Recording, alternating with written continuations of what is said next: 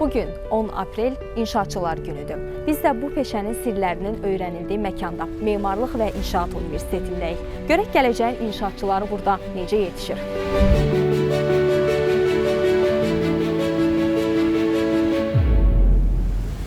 Biz 2024-cü ildə inşaat mühəndisliyi ixtisası beynəlxalq akkreditasiyadan keçib, artıq biz Azərbaycan üçün yox, artıq dünya üçün kadr potensialı yetişdiririk.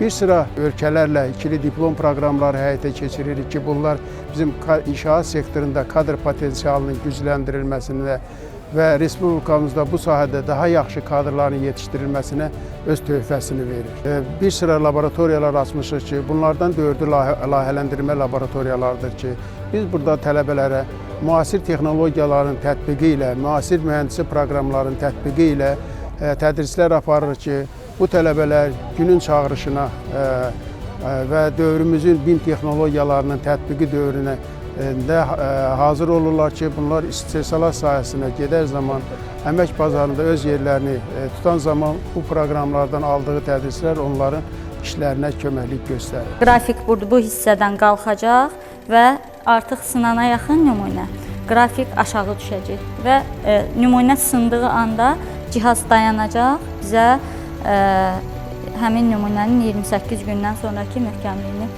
qiymətini göstərmiş olacaq.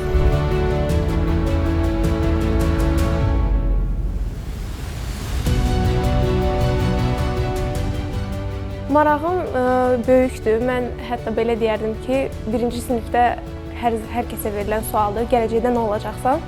Mən qayıdıb suala cavab vermişdim ki, mən böyüyəndə bina tikəcəm.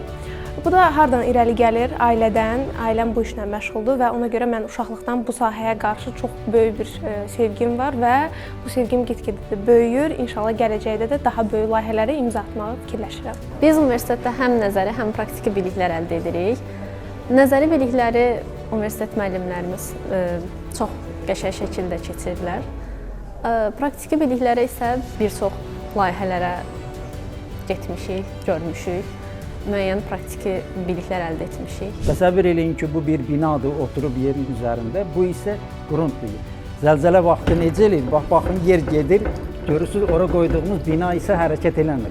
Zəlzələyə davamlılığı bunu ilə təmin edirlər. Baxın, körpülərin üstündə, bax beləcə, bu realdır hamısı. Bizim körpülərin üstündə bunlar var. Bunlar möhkəm stikloplastикdəndir. Zəlzələ vaxtı da gedəndə onların dinamik təsirləri azaldırlar körpülərə. Bu real Bakıda qorunmuş körpülərdə istifadə olunan.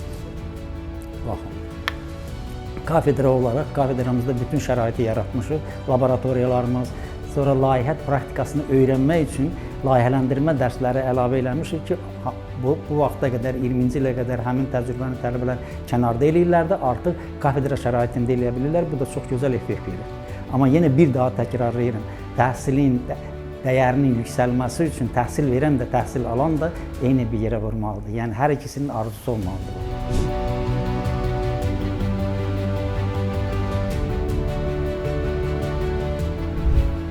Bugün bu laboratoriyalarda təcrübə keçən gənclər sabahın körpülərini, yollarını və göydələnlərini inşa edəcəklər. Bugün auditoriyalarda cızılan xətlər sabahın reallığına çevriləcək.